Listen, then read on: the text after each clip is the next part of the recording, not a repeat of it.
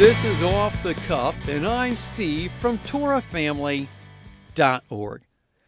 Today, we're going to discuss the future event that many call the Second Exodus, or what others have titled the Greater Exodus. Now, for many hearing the words Second Exodus or Greater Exodus, they only bring up the question, what in the world are you talking about? However, for many others, those words bring up firm opinions. I've considered many different viewpoints on this topic from people who I truly respect. However, I have concerns they're overlooking and omitting important elements from their explanations. Like everyone else, I believe the scriptures are to be interpreted in harmony with one another. In all the research I've done, it seems many different views of the Second Exodus completely omit the resurrection. However, according to Isaiah, the resurrection is the very first thing that happens in the course of end-time events. Isaiah chapter 24 is all about an earthquake and judgment coming on the survivors of that earthquake. Please take some time and read Isaiah chapter 24 through 26, and you'll see how they flow perfectly together. After discussing the earthquake, chapter 26 discusses the earth giving birth to her dead, the resurrection. So here we see the earth gives birth to her dead. But then we see Isaiah 66 says the birth happens before the birth pains.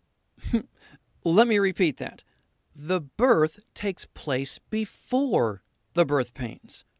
The prophet even mentions how crazy it sounds. But that's what will happen.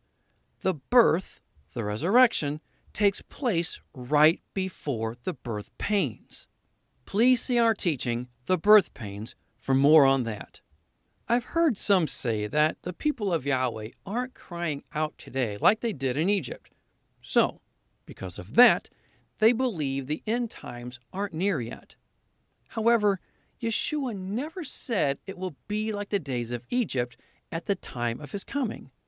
He never said his people would be crying out because of harsh bondage at the time of his coming. He said it will be like the days of Noah, a time when people aren't expecting it. That's what it will be like at the first resurrection. It will be like the days of Noah when everything starts. Since the resurrection happens first, when does the second Exodus happen, and who'll be in it? Well, that's the purpose of this teaching. So let me tell you the when and who. Then I'll do my best to explain it along with the why and how. The second Exodus takes place at the end of the tribulation, after the Battle of Armageddon. It will consist of all those who survived the tribulation under the Antichrist, namely the 5 foolish virgins, the 6 churches in Revelation who weren't promised protection like the Church of Philadelphia. It will be those who needed to go through refinement. So this is the when and the who. Now, why do I believe this? Yeshua said he would cut the days short. If he didn't, no one would survive. So that means there will be people survive the tribulation. These are the survivors that the prophets talk about. Remember, all 7 churches of Revelation were encouraged to overcome. If you don't overcome the world and the one who is in it now, you'll have to overcome him in the tribulation. Only those who have overcome sin in their lives by the time everything begins will be the first fruits of the elect in the first resurrection. Only they will escape what is about to happen. The key is to overcome now before the tribulation starts. Thus, we need to pray we escape all that is about to happen, as Yeshua said in Luke 21:36. So it's not that those at the end of the tribulation won't be considered the elect. They're just not considered the first fruits of the elect. Some struggle with the resurrection happening first. But if there's to be a resurrection at the end of the tribulation, why do we read it's cut short for the express purpose of saving the lives of the elect? If they're going to be resurrected, what would it matter if they die? Why cut things short to save them? Why would Yeshua cut anything short to keep someone alive who is only going to be resurrected with a new body?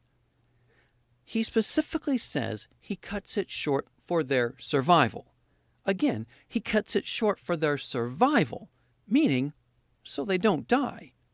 The mere fact of him using the terminology of survive or to be saved shows he's discussing the survivors of his people from the nations who will come back in the second Exodus. These are the survivors noted in the prophets, mentioned in Zechariah 14:16, mentioned in Zephaniah 2:9, mentioned in Joel chapter 2, verse 32. If he doesn't cut things short, these survivors wouldn't make it. They wouldn't survive. So, for their sake, the days are cut short. If there was a resurrection for these elect at the end of the tribulation, it wouldn't matter. They would simply be resurrected at the end. But there's not a resurrection at the end of the tribulation. There's a greater exodus, the event where they journey to the land. This greater exodus is referenced here in Jeremiah 16, verses 14 and 15. However, the days are coming, declares Yahweh, when men will no longer say, as surely as Yahweh lives, who brought the Israelites up out of Egypt. But they will say, as surely as Yahweh lives, who brought the Israelites up out of the land of the north, and out of all the countries where he had banished them. For I will restore them to the land I gave their forefathers. This event will be so big and so great that it will trump the first exodus out of Egypt. It's also referenced in Isaiah 66:19 and 20. I will set a sign among them, and I will send some of those who survive to the nations, to Tarshish, to the Libyans and Lydians, famous as archers, to Tubal and Greece, and to the distant islands that have not heard of my fame or seen my glory. They will proclaim my glory among the nations, and they will bring all your brothers from all the nations to my holy mountain in Jerusalem as an offering to Yahweh, on horses, in chariots and wagons, and on mules and camels, says Yahweh. They will bring them as the Israelites bring their grain offerings to the temple of Yahweh in ceremonially clean vessels. Notice how it's prophesied he will send some of those who survive to the nations to gather their brothers from the nations. Many might say this isn't the same event mentioned by Yeshua in Matthew 24:31, because Yeshua said he would send his angels to gather them. However, we know the term angel simply means messenger. So, who better to spread the joyous message of freedom from the tribulation than those who were freed? Thus, as prophesied through Isaiah, they will gather their brothers from the nations. The interesting thing about the Exodus is how the context of Isaiah shows it's after Armageddon has taken place, as seen in verses 15 and 16. I don't believe there's any question regarding this being the time of Armageddon. These survivors in verse 19 are the ones noted as the rest of her offspring in Revelation chapter 12. Notice it says they're the rest of her offspring. So if these are the rest, who was the offspring first mentioned? It was the child referenced in verse 5. These are those who will reign with Yeshua. They are those in the first resurrection. They're noted as a son. This is the same verbiage also referenced here in Isaiah 66 before the second Exodus later in that chapter. A son is born. And this son represents the children. These are the first fruits of the elect. This is expounded upon more in our teaching, The Church of Philadelphia. But The rest of her offspring will be those who have to go through the tribulation. The 5 foolish virgins, the other 6 churches of Revelation. This is discussed in greater detail in our teaching, Armageddon and the Parousia. Now, we've already read Jeremiah 16 and Isaiah 66 that discusses the second Exodus. But there are others. Jeremiah 23, I myself will gather the remnant of my flock out of the countries where I have driven them, and I will bring them back to their pasture, where they will be fruitful and increase in number. I will place shepherds over them who will tend them, and they will no longer be afraid or terrified, nor will any be missing, declares Yahweh. The days are coming, declares Yahweh, when I will raise up to David a righteous branch, a king who will reign wisely and do what is just and right in the land. In his days, Judah will be saved, and Israel will live in safety. This is the name by which he will be called, Yahweh our righteousness. So then, the days are coming, declares Yahweh, when people will no longer say, as surely as Yahweh lives, who brought the Israelites up out of Egypt, but they will say, as surely as Yahweh lives, who brought the descendants of Israel up out of the land of the north and out of the countries where he had banished them. They will live in their own land. Please note verse 7. It's virtually saying the same things as Jeremiah 16 did. Basically, how the second Exodus will overshadow the first Exodus. Verse 4 through 6 is describing the millennium, the time when Yeshua reigns from Jerusalem. But please notice verse 3. It says, I myself will gather the remnant of my flock out of all the countries where I have driven them. Where I have driven them. Yahweh drives his people off to bondage. Then the second Exodus is him bringing them back from that bondage, just as he drove off Judah to Babylon, but then led them back. Some other cool verses that discuss the second Exodus is found in Isaiah 11. It shows how this second Exodus will be from all over. Isaiah 11. In that day, the root of Jesse will stand as a banner for the peoples. That's speaking of Yeshua. The nations will rally to him, and his place of rest will be glorious. In that day, the Lord will reach out his hand a second time to reclaim the remnant that is left of his people from Assyria, from Lower Egypt, from Upper Egypt, from Cush, from Elam, from Babylonia, from Hamath, and from the islands of the sea. He will raise a banner for the nations and gather the exiles of Israel. He will assemble the scattered people of Judah from the 4 quarters of the earth. Ephraim's jealousy will vanish, and Judah's enemies will be cut off. Ephraim will not be jealous of Judah, nor Judah hostile toward Ephraim. They will swoop down on the slopes of Philistia to the west. Together they will plunder the people to the east. They will lay hands on Edom and Moab, and the Ammonites will be subject to them. Yahweh will dry up the gulf of the Egyptian sea. With a scorching wind, he will sweep his hand over the Euphrates River. He will break it up into 7 streams, so that men can cross over in sandals. There will be a highway for the remnant of his people that is left from Assyria, as there was for Israel when they came up from Egypt. In that day you will say, I will praise you, O Yahweh. Although you were angry with me, your anger has turned away, and you have comforted me. Surely God is my salvation. I will trust and not be afraid. Yahweh, Yahweh is my strength and my song. He has become my salvation. Regarding Edom and Moab in verse 14, please see our 2 teachings, Satan's Greatest Masquerade, Part 1 and Part 2. Yahweh brings them all back from the places he sent them off to. But why would he drive them off?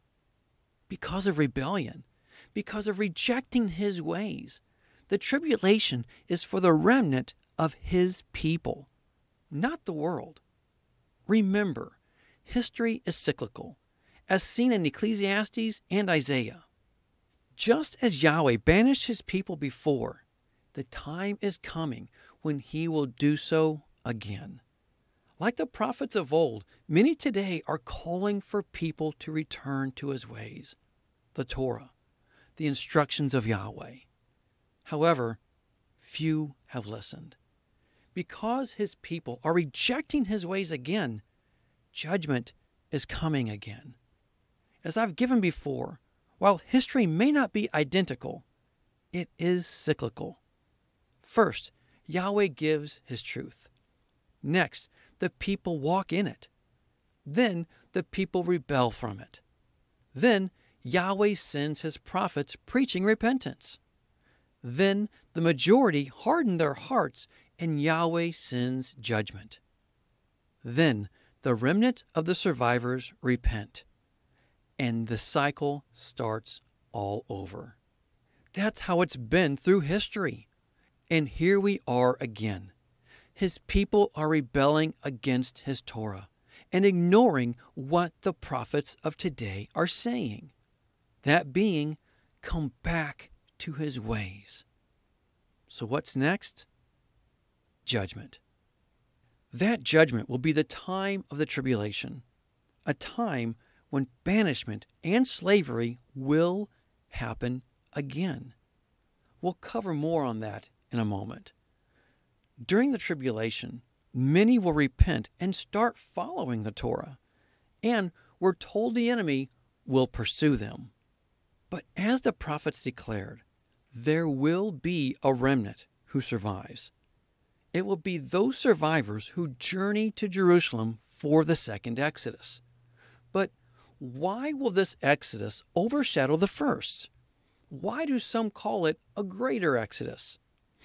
It's because this time his people won't be coming from just one nation like before.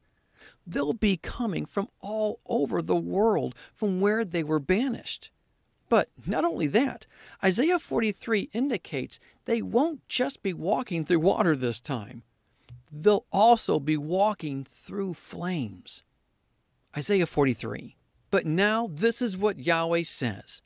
He who created you, O Jacob, he who formed you, O Israel, fear not, for I have redeemed you. I have summoned you by name. You are mine. When you pass through the waters, I will be with you. And when you pass through the rivers, they will not sweep over you. When you walk through the fire, you will not be burned. The flames will not set you ablaze. The verses that follow show this is regarding the second Exodus. But they will truly be coming from the ends of the earth, and they will be passing through water and flames. No wonder this Exodus will overshadow the first.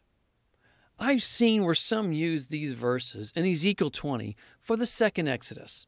However, these verses are for those who are actually part of the first resurrection just moments before the tribulation begins. Please see our teaching, The Church of Philadelphia, for more on these verses in Ezekiel. There are other verses that are often overlooked that apply to the second Exodus. They're found in the book of Deuteronomy. I'll highlight a few elements that imply they're discussing the days after the second Exodus and pointing to the millennium. Deuteronomy chapter 30. And when all these things come upon you, the blessing and the curse which I have set before you, and you call them to mind among the nations where Yahweh your God has driven you, and return to Yahweh your God, you and your children, and obey his voice in all that I command you today, with all your heart and with all your soul. Then Yahweh your God will restore your fortunes and have mercy on you, and he will gather you again from the peoples where Yahweh your God has scattered you. If your outcasts are in the uttermost parts of heaven, from there Yahweh your God will gather you, and from there he will take you.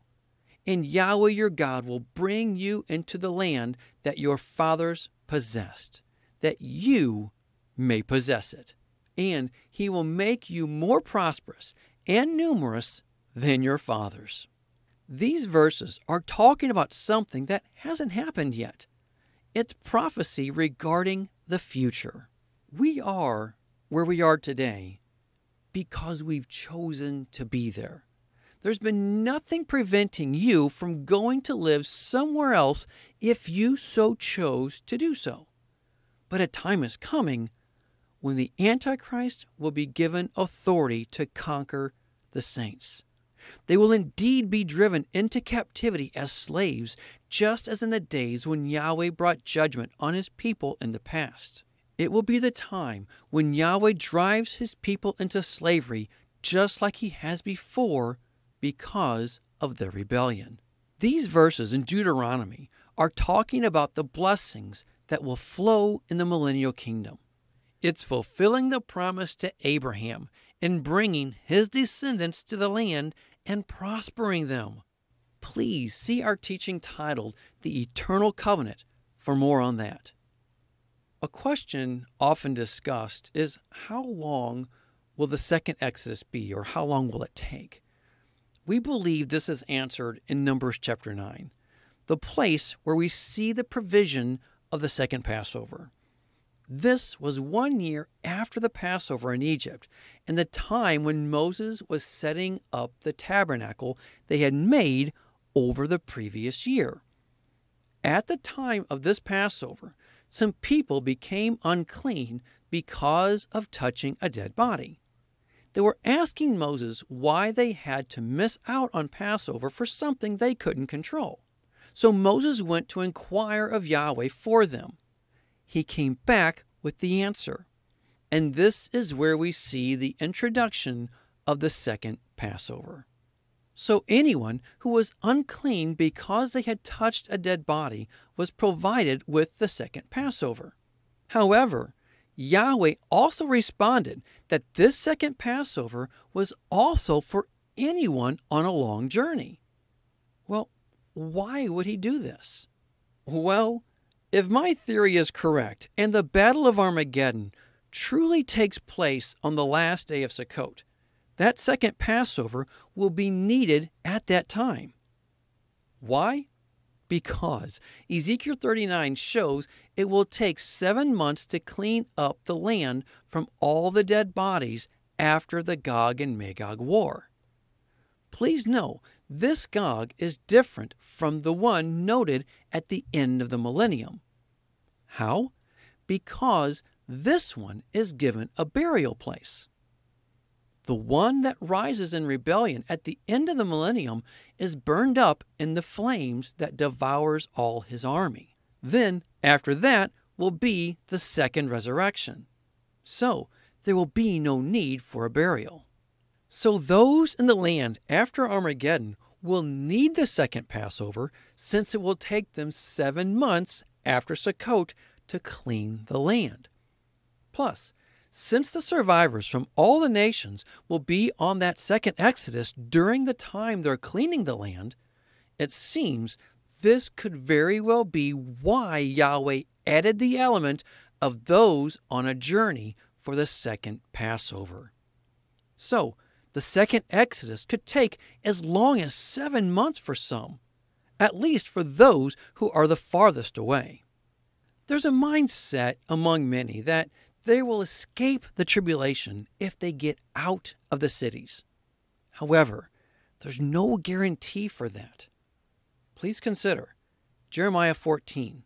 If I go into the country, I see those slain by the sword. If I go into the city, I see the ravages of famine. Both prophet and priest have gone to a land they know not. Ezekiel 7:15. Outside is the sword, inside are plague and famine. Those in the country will die by the sword, and those in the city will be devoured by famine and plague. You can flee, You can hide. You can stay mobile and be constantly moving. It doesn't matter. It will be everywhere.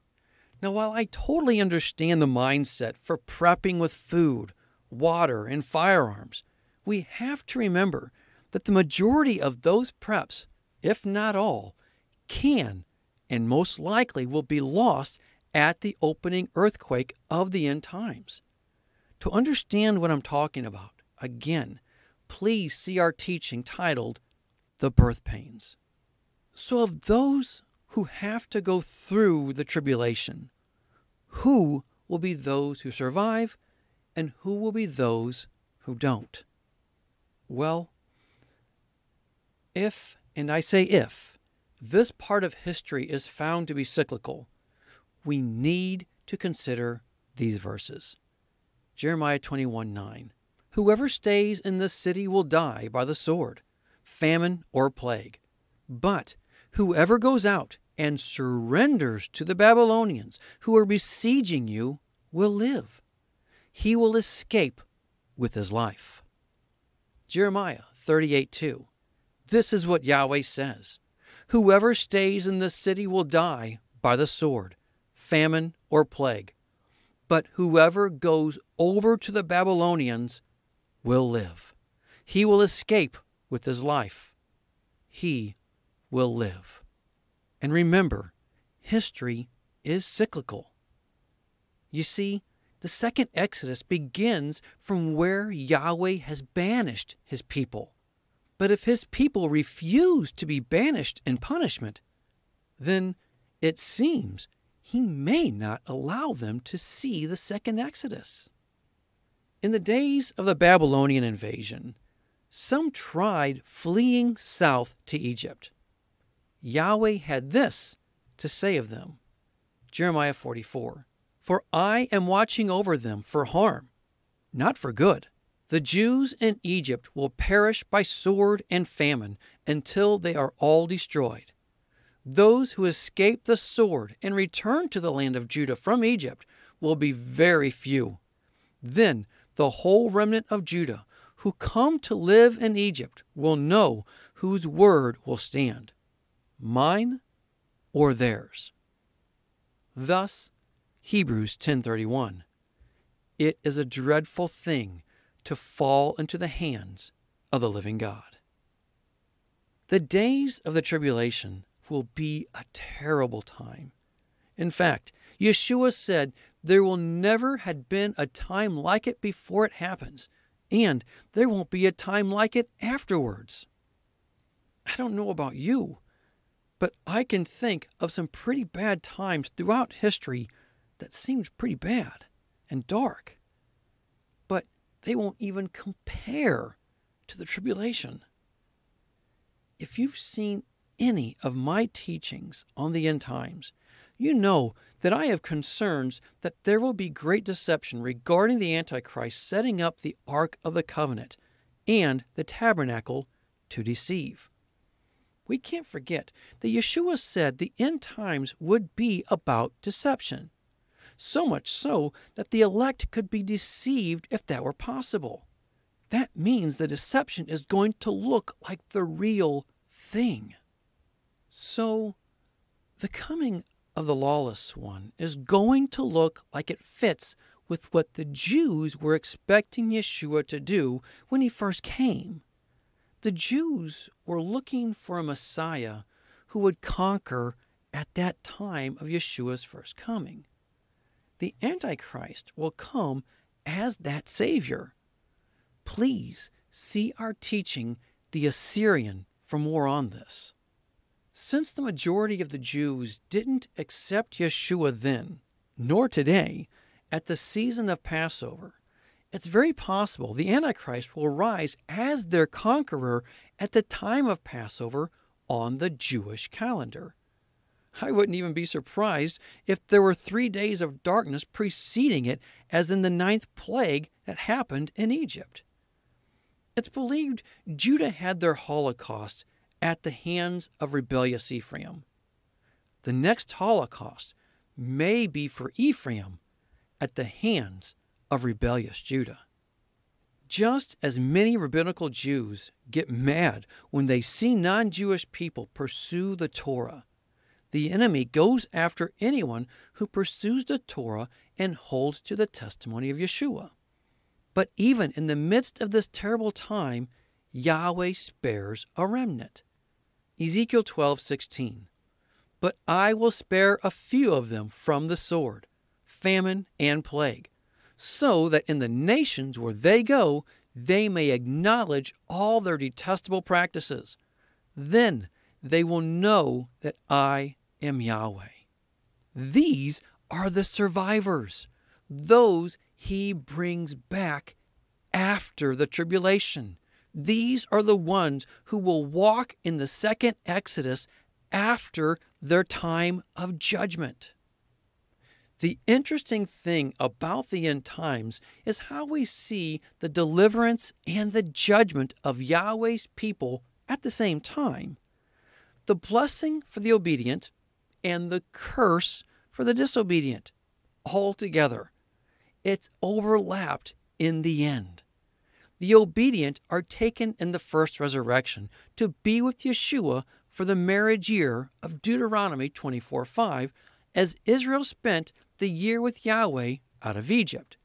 The disobedient go through the 42 months of judgment, just as the rebels died while traveling through the 42 cities during the 40 years, as noted in Numbers 33. Both the marriage year and the 42 months of judgment are cut short. Otherwise, no one would survive. As noted earlier, some people believe the tribulation won't start until times are hard and people start crying out to Yahweh as they did in Egypt under Pharaoh. What they forget is that Egypt was good to them until the end. However, what is forgotten by many is that the Hebrews worshipped the gods of Egypt during those good times. Thus, they made Yahweh jealous and angry. This is why the slavery came. They removed themselves from the blessings of Yahweh. This is given to us in Ezekiel 23. It says they became prostitutes in Egypt. Remember, history is cyclical. We know through the scriptures that Yahweh put Israel under oppression by their captors every time they rebelled. Then he'd always come to their aid when they repented, only to have them rebel again later on. But the point is, when they rebelled, he put them under oppression until they repented. And again, history is cyclical. It just seems many overlook this element regarding the oppression in Egypt. But just like with Egypt, it will be the same in the end times. Because of rebellion to Yahweh, he will hand the rebellious over to the Antichrist, just as he did with Pharaoh. An interesting thing about this time in Egypt is that it's believed the tribe of Levi wasn't in bondage. This is why Aaron, Moses' brother, was able to freely come out to meet Moses. They were both of the tribe of Levi. If this is true, it's a perfect picture of what it will be like in the days of the tribulation. Yeshua will have his bride, the Church of Philadelphia, with him, represented by the tribe of Levi in the book of Exodus. And the rest will be in bondage under the Antichrist, represented by the rest of the tribes under Pharaoh. Then, just as Moses came saying, "Let my people go," Yeshua does the same in cutting the day short to save his people. Then Pharaoh was defeated and an exodus took place out of Egypt. Likewise, Yeshua will defeat the Antichrist, and there will be a greater exodus to the promised land take place as prophesied. Again, pictures of biblical history all overlapping in the end times. Those who survive will partake in the second Exodus. So, in all of this, we have the who, the when, the where and the why of the second Exodus. And that's all I have. Think about it. Pray about it. But more than anything, be a doer of the word and not a hearer only. Until next time, Shalom.